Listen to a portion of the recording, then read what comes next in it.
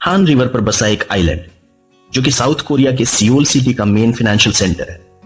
यही है Korean stock exchange, जहां रोज बिलियंस ऑफ डॉलर्स की ट्रेडिंग होती है। यहां माउस के एक क्लिक पर मिलियंस ऑफ डॉलर्स मूव होते हैं।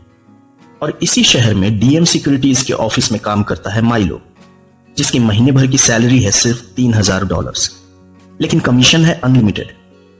माइलो एक स्टॉक ब्रोकर है। माइलो की मेमोरी बड़ी अच्छी है, मगर इसके बावजूद माइलो डीएम सिक्योरिटीज का सबसे नाकामयाब ब्रोकर है। उसका कमीशन 0 है, जो कि माइलो के लिए एक शर्मनाक बात है। वह किसी भी हालत में पैसे कमाना चाहता है और अमीर बनना चाहता है। ब्रोकर्स, जो कि शेयर्स और सिक्योरिटीज को अपने क्लाइंट के ऑर्डर के हिसाब से उनके अकाउंट के जरिए खरीदते और बेचते हैं, और इसमें बनता है उनका कमीशन। इस डीएम सिक्योरिटीज का टॉप ब्रोकर है लियोन। मार्केट सुबह 9 बजे खुलता है और शाम 3 बजे बंद होता है। 6 घंटे का टेंशन, उसके बाद होता है या तो जीत का जश्न या फिर हार का गम जो हमेशा माइलो के हिस्से आता है।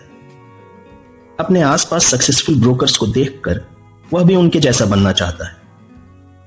इसके बावजूद उसका बॉस टाइलर उससे हमेशा फ्रेंडली बिहेव करता है। इस डीएम सिक्योरिटीज में माइलो का खास दोस्त है कैल्विन। दोनों कॉलेज फ्रेंड्स हैं, मगर कैल्विन एक रिच फैमिली से बिलोंग करता है। उसके डैडी की वुशंग इंटरनेशनल नाम की एक बड़ी कंपनी है। कैल्विन खुद के इन्वेस्टमेंट फर्म खोलना चाहता है और एक्सपीरियंस के लिए डीएम सिक्योरिटीज में काम कर रहा है। माइलो को कैल्विन की किस्मत से जलन होती है, क्योंकि उसके फादर एक गरीब रोजबेरी फार्मर है। कैल्विन अमीर है तो लड़कियां भी उसे भाव देती हैं। इधर माइलो एक स्कूल टीचर से प्यार करता है, जो कि उसी के जैसी मिडिल क्लास है। मगर इसके बावजूद कैल्विन माइलो को अपना अच्छा दोस्त मानता है। अब स्टॉक मार्केट में स्पेकुलेशन तो चलता ही है। स्पेकुलेशन यानी सट्टा। शेयर्स के भाव गिराओ, फिर उनको खरीदो, और जब मार्केट में उनकी डिमांड बढ़ जाए तो फिर से बढ़े हुए भाव पर उनको बेच दो। यानी कि अफवाहों के कुहासे के बीच शेयर्स को पंप और डंप करने का वो खेल, जिसमें कभी बुल्स ट्रैप होते हैं तो कभी बेयर्स। ये सब इल्लीगल है, क्योंकि ऑपरेटर के ऐसे मैनिपुलेशन से रिटेल ट्रेडर्स और इन्वेस्टर्स बर्बाद हो जाते हैं। कैल्विन माइलो से कहता है, अगर कसीनो में बैठे हैं और अमीर बनना है तो थोड़ा सट्टा तो खेलना ही पड़ेगा। लेकिन माइलो के पास खुद के पैसे ही नहीं है। वह तो बस अपने बॉस के इशारों पर नाचने वाली कठपुतली बनकर रह गया है। इसी बीच एक क्लाइंट का माइलो को फोन आता है। सामने से आवाज आती है, एक इलेक्ट्रॉनिक कंपनी के 20,000 शेयर्स। बस इतना कहकर फोन कट हो जाता है। अब माइलो को यह समझ नहीं आता कि यह शेयर्स बेचने हैं या खरीदने हैं। वह अपनी ही एनालिसिस के हिसाब से शेयर्स खरीदने का फैसला करता है। अगले ही पल क्लाइंट का फोन दोबारा आता है। गुस्से से फनफनाता क्लाइंट कहता है, उसने तो शेयर्स बेचने को कहा था। माइलो का बॉस बताता है कि माइलो की गलती की वजह से उसे क्लाइंट के नुकसान की भरपाई करनी पड़ेगी, इसलिए सभी स्टाफ का बोनस कैंसिल किया जाता है। सभी कलीग्स माइलो पर गुस्सा करते हैं। मैनेजर उसे नौकरी से निकालने की धमकी देता है। उस रात माइलो बहुत शराब पीता है और मैनेजर के सामने ही उसे बुरा भला कहने लगता है। यह सब कुछ लियोन देखता है, जो कि डीएम सिक्योरिटीज का टॉप ब्रोकर है। वह माइलो को बताता है कि कभी वह भी माइलो जैसा ही था, लेकिन जब से वह बुटीक नाम की एक सीक्रेट इन्वेस्टमेंट कंपनी के साथ ब्रोकिंग करने लगा है, तब से सब ठीक चल रहा है। अगले दिन माइलो बुटीक के बारे में कैल्विन से पूछता है। कैल्विन माइलो को बताता है कि वह एक फ्रॉड कंपनी है, जो कि मार्केट में मिलियंस का हेर फेर करती है। उसी शाम लियोन माइलो से कहता है कि वह अपने एक ऐसे कॉन्टेक्ट से उसे मिलवाएगा जो कि उसकी किस्मत बदल देगा। लियोन उसे टिकट के बारे में बताता है। जिसने भी टिकट के साथ काम किया वो सब आज अमीर बन चुके हैं। लियोन आगे बताता है कि उसका पुराना फंड मैनेजर भी टिकट के लिए काम करता था और उसी के जरिए लियोन भी टिकट के लिए काम करने लगा। अब लियोन का रुतबा और उसकी सक्सेस स्टोरी देखकर माइलो भी टिकट के लिए काम करने को बेताब हो उठा। उधर टिकट को भी एक नए ब्रोकर की तलाश थी। माइलो ने इस गोल्डन अपॉर्चुनिटी को लपक लिया। माइलो टिकट का अपॉइंटमेंट लेकर उससे मिलने जाता है। टिकट की पर्सनालिटी से माइलो इंप्रेस्ड था। टिकट माइलो से कहता है कि अगले दिन उसके पास एक कॉल आएगा। सैमुअल एसेट नाम का एक अकाउंट उसे मैनेज करना है। इस अकाउंट से उसे $50 मिलियन के शेयर्स खरीदने हैं, जिससे पहले की गई शॉर्ट सेलिंग स्क्वायर ऑफ होगी। इस ट्रेड में 2 मिलियन का प्रॉफिट होगा और डील डन होने के बाद $500,000 माइलो को कमीशन मिलेगा। इतना अमाउंट सुनकर माइलो का सिर चकराने लगा, क्योंकि यह उसकी सैलरी का 250 गुना था। टिकट माइलो को एक मोबाइल देते हुए कहता है कि बस इस ट्रांजैक्शन को सक्सेसफुली कंप्लीट करने पर उसे अगला काम दिया जाएगा। माइलो को इन ट्रांजैक्शंस को कॉन्फिडेंशियल रखने की हिदायत देकर टिकट वहां से चला जाता है। अगले दिन माइलो सैमुअल एसेट का अकाउंट खोलकर देखता है, उसमें $50 मिलियन डिपॉजिट किए गए थे। अभी माइलो डील प्लान कर ही रहा था कि उसे वो कॉल आता है। सामने से एक आदमी कहता है कि मार्केट के ओपन होते ही स्प्रेड कंपनी के 13,000 शेयर्स बिकने के लिए लिस्ट होंगे, जिनमें से 8,000 शेयर्स माइलो को खरीदने हैं। स्प्रेड एक ब्लू चिप कंपनी है, इसके शेयर्स सभी इन्वेस्टर्स होल्ड किए हुए हैं। कंपनी बहुत अच्छा परफॉर्म कर रही है, तो ऐसी कंपनी के 13,000 शेयर्स भला कोई क्यों ही बेचेगा। तभी किसी दूसरी जगह किसी टॉम सिक्योरिटीज में एक ब्रोकर, जो कि टिकट का ही आदमी है, वह स्प्रेड कंपनी के 13,000 शेयर्स सेल करने का ऑर्डर पंच करता है। जैसे ही मार्केट ओपन होता है, माइलो तेजी से 8,000 शेयर्स बाय करने के लिए ऑर्डर पंच करता है। अब इन ट्रांजैक्शंस की खबर फाइनेंशियल सुपरवाइजिंग सर्विसेज को लगती है, जो कि कोरियन शेयर मार्केट को रेगुलेट करती है।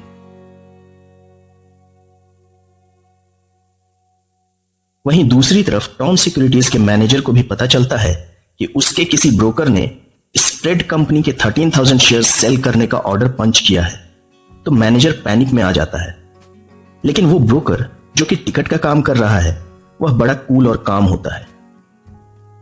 अब मैनेजर अपने बाकी के सभी ब्रोकर्स को उन शेयर्स को दोबारा बाय करने को कहता है। माइलो टिकट के इंस्ट्रक्शंस के मुताबिक उनमें से 8,000 शेयर्स पहले ही खरीद चुका होता है।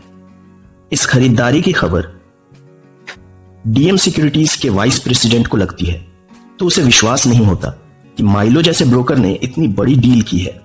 वह माइलो के फोन से उस क्लाइंट को कॉल करके कंफर्म करता है। दूसरी ओर बैठा क्लाइंट भी भाड़े का टट्टू ही था, जिसे सिर्फ रटी रटाई लाइनें बोलने के लिए रखा गया था। तो वह वाइस प्रेसिडेंट को शेयर्स खरीदने की कंफर्मेशन देता है। डीएम सिक्योरिटीज में टॉप ब्रोकर्स कहते हैं कि इतनी बड़ी डील करने से पहले माइलो को अपने बॉस से कंसल्ट करना चाहिए था। इस पर माइलो का बॉस लियोन, जिसने माइलो को टिकट से मिलवाया था, वह कहता है कि माइलो ने डील के बारे में उससे बात की थी। इतने बड़े ट्रांजैक्शन के बाद शेयर मार्केट में हलचल आ जाती है। कोरियन बाजार तो गिर ही रहे थे। ठीक उसी समय हांगकांग का मार्केट भी क्रैश कर गया। दरअसल हांगकांग के एक बैंक ने कुछ सिक्योरिटीज को मार्केट रेट से काफी कम वैल्यू पर सेल करने के लिए पंच किया था। मार्केट में अचानक भारी मात्रा में शेयर्स अवेलेबल होने से उनकी मार्केट वैल्यू गिर गई। गिरे हुए मार्केट का फायदा उठाकर टिकट ने अपने सारे शॉर्ट ट्रेड्स को स्क्वायर ऑफ कर दिया और प्रॉफिट बुक कर लिया। साथ ही लो प्राइस पर कई कंपनीज के शेयर्स की बाइंग भी करने लगा, जिससे मार्केट को दोबारा पंप करने के बाद बेचा जाना था। माइलो उस दिन के ब्रोकर्स की लिस्ट में फर्स्ट पोजीशन पर था। आज उसने $50,000 का कमीशन कमाया था।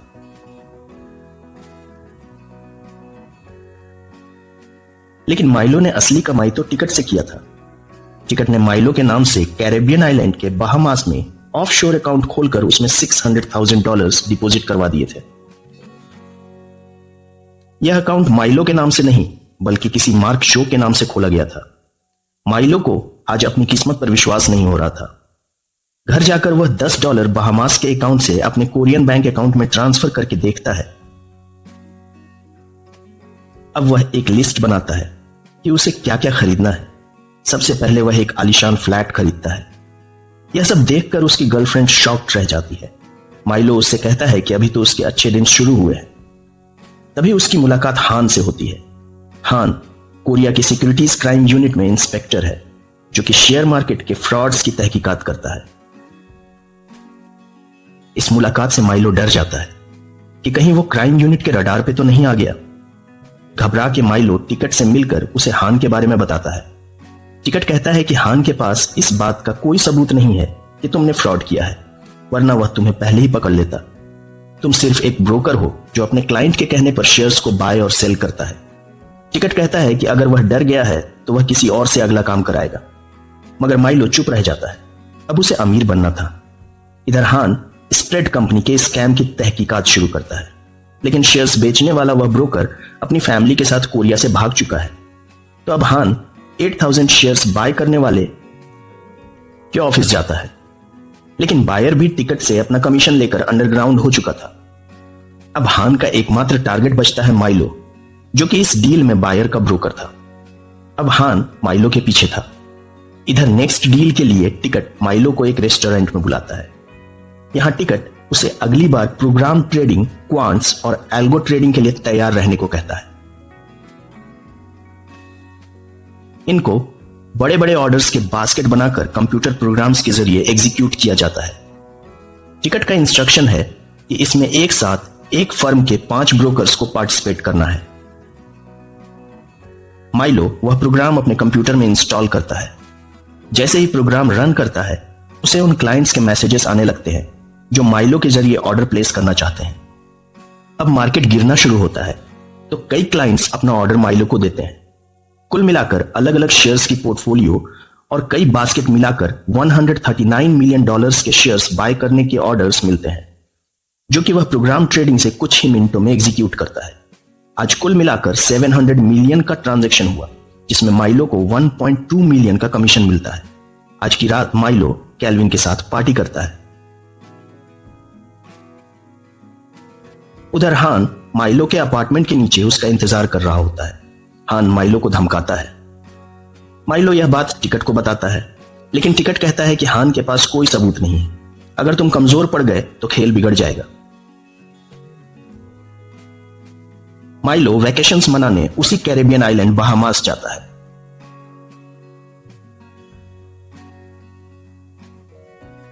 जहां उसका ऑफशोर बैंक अकाउंट था। अपने अकाउंट में 1.4 मिलियन देखकर माइलो खुश हो जाता है। बहामास बीच पे घूमते हुए उसकी मुलाकात रॉय से होती है। रॉय की न्यूयॉर्क में एक इन्वेस्टमेंट फर्म है। जब माइलो कोरिया लौटता है तो उसे पता चलता है कि फाइनेंशियल क्राइम ब्रांच के लोगों ने डीएम सिक्योरिटीज के ऑफिस पर रेड मारी है, और उसकी वजह है माइलो, जिसके पिछले कुछ दिनों में की गई डीलिंग्स क्राइम ब्रांच की नजर में आई है। डीएम सिक्योरिटीज की इंक्वायरी कमेटी माइलो से पूछताछ करती है, लेकिन माइलो कॉन्फिडेंस के साथ उनके सभी सवालों का जवाब देता है, और इंक्वायरी कमेटी के हाथ कुछ भी सस्पिशियस नहीं लगता। उधर डीएम सिक्योरिटीज के जब्त किए गए दस्तावेजों से ब्रोकर्स के कुछ पर्सनल सीक्रेट्स भी मिलते हैं, जिन्हें हमेशा की तरह क्राइम ब्रांच वाले सोशल मीडिया पर लीक कर देते हैं। इनमें लियोन के अफेयर्स की बात भी लीक होती है, जो कि उसकी वाइफ को भी पता चलती है। लियोन की वाइफ ऑफिस आकर उसके असिस्टेंट की पिटाई कर देती है। यह सब देखकर डीएम सिक्योरिटीज का वाइस प्रेसिडेंट लियोन को नौकरी से निकाल देता है और उसकी जगह माइलो को प्रमोट कर देता है। लियोन माइलो पर गुस्सा करता है। वह उसे टिकट से दूर रहने की सलाह भी देता है। इस पर माइलो कहता है कि लियोन अब आउटडेटेड हो चुका है, इसलिए टिकट अब लियोन से ज्यादा माइलो पर भरोसा करता है। इधर माइलो भी अपने रास्ते से भटक कर दूसरी गर्ल्स के चक्कर में पड़ने लगा था। इस बात का पता उसकी गर्लफ्रेंड को चलता है तो वह माइलो को छोड़कर चली जाती है। उसे अपना पुराना गरीब ही सही लेकिन लॉयल माइलो चाहिए था। लेकिन अब माइलो के दिमाग पर पैसों का नशा छाया हुआ है। माइलो को बड़े बड़े ऑर्डर्स मिलते रहते हैं। कमीशन की लिस्ट में हमेशा उसका नाम टॉप पर रहता है। उसे ब्रोकर ऑफ द ईयर का अवार्ड भी मिलता है। पैसे आने के बाद माइलो अपने माता पिता को खुश रखता है और अपनी ड्रीम लाइफ एंजॉय करने लगता है। असल माइलो पैसे के नशे में लीगल और इलीगल का फर्क भूल चुका होता है। एक रात माइलो को एक ब्रोकर का फोन आता है। वह उसे मिलने के लिए बुलाता है, लेकिन माइलो नहीं जाता। अगली सुबह न्यूज में उसके मारे जाने की खबर आती है। यह ब्रोकर भी टिकट के लिए काम करता था। अब पुलिस माइलो से पूछताछ करती है, क्योंकि मरने से पहले उस ब्रोकर ने माइलो को कॉल किया था। पार्किंग में हान माइलो से मिलता है। वह बताता है कि पिछली रात वो ब्रोकर हान के साथ था। वो लोग मिलकर टिकट के काले कारनामों का भांडाफोड़ करना चाहते थे और इसलिए टिकट ने उसे मरवा दिया। माइलो ऑफिस आकर अपनी ट्रेडिंग की हिस्ट्री देखता है। ट्रांजैक्शंस देखकर उसे पता चलता है कि माइलो के साथ 2 ब्रोकर्स ने प्रोग्राम ट्रेडिंग की थी, जिनमें से एक अभी इस दुनिया में नहीं था और दूसरा है पार्क। इधर हान पार्क के ऑफिस पहुंच चुका था। पार्क ने भी माइलो की तरह टिकट से काफी पैसे कमाए हैं और उसके पैसे भी बहामास के उसी बैंक के अकाउंट में जमा होते हैं। रात को पार्क लियोन से मिलता है। उन्हें पता चल चुका है कि उन्हें आगे रखकर पर्दे के पीछे से टिकट कोई बहुत बड़ा खेल कर रहा है। दोनों हान के पास जाते हैं और टिकट के सारे ट्रांजैक्शंस के रिकॉर्ड उसे देकर उसके प्लान में शामिल हो जाते हैं। इधर माइलो के दोस्त कैल्विन को पता चलता है कि क्राइम यूनिट के रडार में डीएम सिक्योरिटीज के कुछ ब्रोकर्स हैं और अब माइलो बुरी तरह फंसने वाला है। अगले दिन माइलो पार्क से मिलने जाता है। पार्क अपनी सीट पर नहीं था, तभी नीचे से किसी के गिरने की आवाज आती। पार्क को किसी ने ऑफिस की छत से नीचे फेंक दिया था। किलर टिकट का आदमी था। माइलो परेशान था। अगले दिन टिकट माइलो को मिलने के लिए बुलाता है। रास्ते में कैल्विन माइलो से मिलता है। वह बताता है कि हान माइलो की तहकीकात कर रहा है। कैल्विन आगे कहता है कि टिकट उसे सिर्फ इस्तेमाल कर रहा है और इस खेल में माइलो बहुत बुरा फंसने वाला है। माइलो कैल्विन को झिड़क देता है और चला जाता है। जब माइलो टिकट के पास पहुंचता है तो टिकट उससे शॉर्ट सेलिंग करने को कहता है। शॉर्ट सेलिंग वही प्रोसेस है जिससे हिंडनबर्ग रिसर्च ने अडानी के शेयर्स की वैल्यू गिरवाकर प्रॉफिट कमाया था। माइलो को 20 मिलियन के शेयर्स शॉर्ट करने हैं, जिसमें माइलो का कट 5 मिलियन का होगा। टिकट उसे बताता है कि ये शेयर्स एक दिवालिया होने वाली कंपनी के हैं, तो इन्वेस्टर्स को वैसे भी कुछ खास फर्क नहीं पड़ेगा। इधर माइलो की नई फ्रेंड किमी भी शेयर मार्केट में स्पेकुलेटिव ट्रांजैक्शंस करती रहती है। हान उसे भी धमकाता है। उसके चेहरे पर डर देखकर हान उससे कहता है कि अगर वह बचना चाहती है तो माइलो के कंप्यूटर से डाटा कॉपी करके ले आए। अगले दिन माइलो के मोबाइल पर एक क्लाइंट का फोन आता है। वह उसे सिग्नल टेक कंपनी के 70,000 शेयर्स खरीदने को बोलता है। माइलो शेयर्स खरीद ही रहा होता है कि उसके पास फिर एक कॉल आता है। क्लाइंट उसे उसी कंपनी के 80,000 शेयर्स और खरीदने को कहता है। ऐसा ही बार बार फोन करके माइलो के जरिए टिकट 20 मिलियन के शेयर्स बॉटम प्राइस पर खरीदता है। कंपनी का प्रोफाइल चेक करने पर माइलो को पता चलता है कि सिग्नल टेक कंपनी में 2 दिन पहले आग लग गई थी, जिसमें जान माल का काफी नुकसान हुआ था।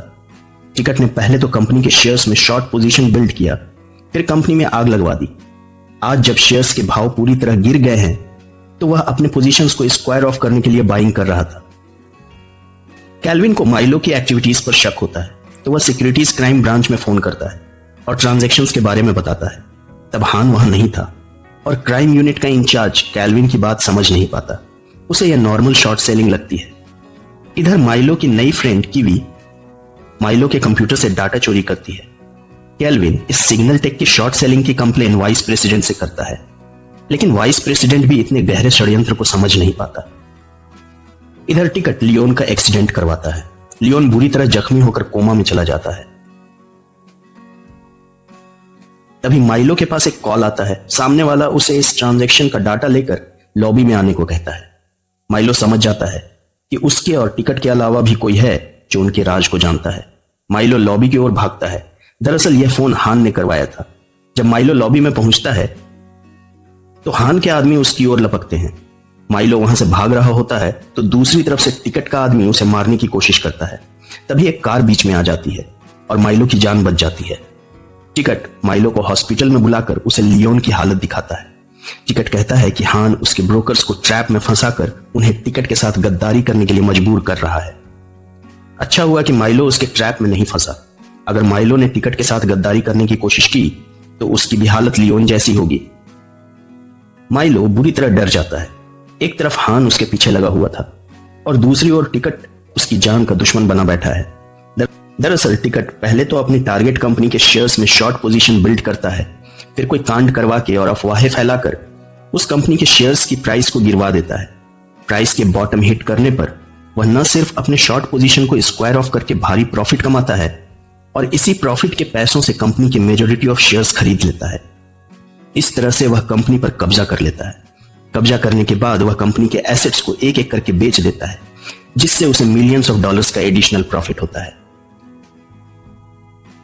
टिकट की जुबान से उसकी अगली टारगेट कंपनी का नाम सुनकर माइलो शॉक्ड हो जाता है। अगली कंपनी कैल्विन के डैडी की थी, जिसका नाम था वूशन इंटरनेशनल। इधर हान सिक्योरिटी क्राइम यूनिट के अपने ऑफिसर्स को साथ लेकर डीएम सिक्योरिटीज पर छापा मारता है। डीएम सिक्योरिटीज के कंप्यूटर्स और अकाउंट्स की फाइल्स जब्त कर लिया जाता है। हान माइलो को अपने साथ अपने ऑफिस ले जाता है। वहां पहुंचकर वह माइलो को टिकट का पूरा कच्चा चिट्ठा खोल कर दिखाता है। माइलो को पता चलता है कि टिकट ने कितने सारे ब्रोकर्स की जान ली है और कितनी सारी कंपनीज को बर्बाद किया है। हान माइलो को टीवी का दिया हुआ पेन ड्राइव भी दिखाता है। माइलो के सारे ट्रांजैक्शंस का रिकॉर्ड उस पेन ड्राइव में था। यह सब देखकर माइलो का दिमाग हैंग कर चुका था। तभी उसके मोबाइल पर मैसेज आता है कि कैल्विन के डैडी की डेथ हो चुकी है। माइलो बोर्ड की तरफ देखता है। टिकट का अगला टारगेट वूशन इंटरनेशनल है। हान माइलो से मदद मांगता है और बदले में उसे छोड़ देने का वादा करता है। माइलो हान से तो कुछ नहीं कहता, लेकिन खुद से एक कमिटमेंट करता है। वह सीधा टिकट के पास जाकर उसे हान के ऑफर के बारे में बताता है। टिकट माइलो की बॉडी चेक करता है कि कहीं उसकी बॉडी में कोई सर्विलियंस इक्विपमेंट तो नहीं लगा है। माइलो कैल्विन से मिलता है। वह कैल्विन को टिकट का प्लान बताता है। टिकट ने वूशन इंटरनेशनल के शेयर्स को बॉटम प्राइस पर ला दिया था। माइलो वादा करता है कि कल वह वूशन के शेयर्स को बाय करके प्राइसेस को पंप करेगा।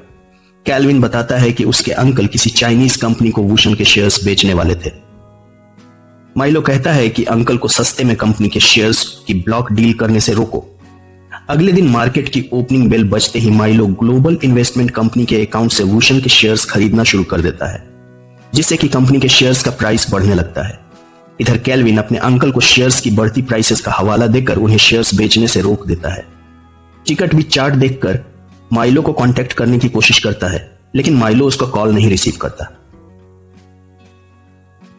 इन ट्रांजैक्शंस का पता हान को भी चलता है, लेकिन इस बार वह डीएम सिक्योरिटीज की तरफ नहीं बल्कि ग्लोबल इन्वेस्टमेंट की तरफ निकलता है। इधर क्राइम यूनिट के कुछ लोग डीएम सिक्योरिटीज में भी आते हैं। वे लोग माइलो को अपने साथ ले जाना चाहते थे। माइलो उनसे थोड़ा सा वक्त मांगता है। वह ग्लोबल इन्वेस्टमेंट के अकाउंट से खरीदे हुए $9 मिलियन के शेयर्स बेचने का ऑर्डर पंच करता है। प्लान के हिसाब से कैल्विन इन शेयर्स को हाई प्राइस पर खरीदने वाला है और कैल्विन के लिए ये शेयर्स रॉय खरीदने वाला है। रॉय माइलो का वही दोस्त है जो उसे बहामास में मिला था। रॉय की न्यूयॉर्क में एक इन्वेस्टमेंट कंपनी है। रॉय माइलो के बहामास वाले ऑफशोर बैंक अकाउंट के पैसों से ये शेयर्स खरीदता है। अब वूशन इंटरनेशनल के शेयर्स में इतना सॉलिड ब्रेकआउट देखकर सेलर्स भी अपने शेयर्स होल्ड कर लेते हैं और बायर्स परचेजिंग शुरू कर देते हैं। टिकट का सारा प्लान फेल हो चुका था।